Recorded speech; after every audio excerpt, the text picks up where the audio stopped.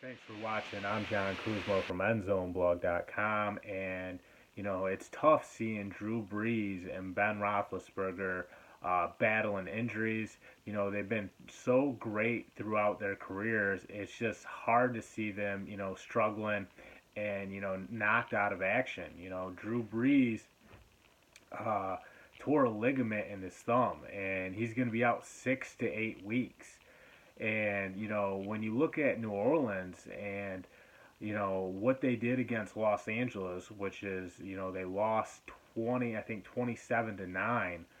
It's clear that when Breeze is out of the lineup, New Orleans is a mediocre football team. I don't think Teddy Bridgewater can keep this team afloat. I doubt Taysom Hill can step in and do much better than Bridgewater. I think Hill can be better than Bridgewater, but is he going to be what Drew Brees is? Absolutely not. Drew Brees has the NFL's all-time passing record for a reason. It's not just because he's exceptional at throwing the football, which he is. He's also very smart, and he can read coverages and blitz packages and adjust on the fly. Where these younger guys, they're still developing in terms of awareness. I know Bridgewater's a little bit older than Taysom Hill, but they're just not, that whip smart quarterback like Drew Brees is in the pocket. And that's why, they only scored 9 points when Bridgewater came in for relief of Brees. Now, Brees, like I said, it looks like 6 to 8 weeks. He's getting surgery on his thumb. Obviously, that's kind of scary too because then he's got to come back from that injury and be able to not only, hold the football tightly, but be able to throw it as well. So there's a lot that goes into this situation.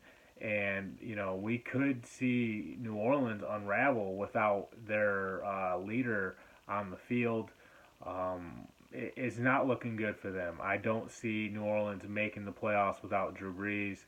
I just think he means too much to that football team. I think he patches up some of the weaknesses and the holes that they have on that team.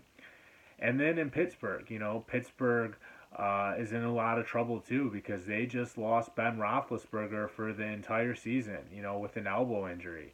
And yeah, Mason Rudolph looked good, but it's going to be so hard for this team to churn out a winning season if they don't have the 2018's passing leader. A lot of people don't realize that. They think Patrick Mahomes led the NFL in yards last year. Ben Roethlisberger actually did. I think he had like 5,129 yards. So without that kind of production under center, it's going to be very tough for Pittsburgh to make anything happen. I can completely see their season unraveling where they finish maybe third or fourth in that division. It's just the way it goes. And yeah, Rudolph is going to be able to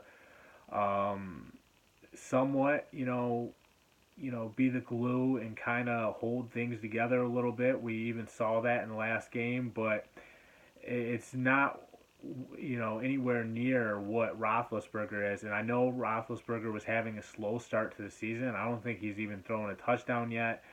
But there's still a big gap there between those guys. And, there's going to be probably nights when Mason Rudolph actually struggles a little bit.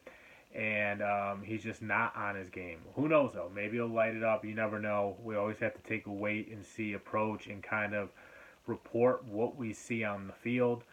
But it's bad news for both of these teams, and I could definitely see New Orleans and Pittsburgh both having losing seasons without their quarterbacks.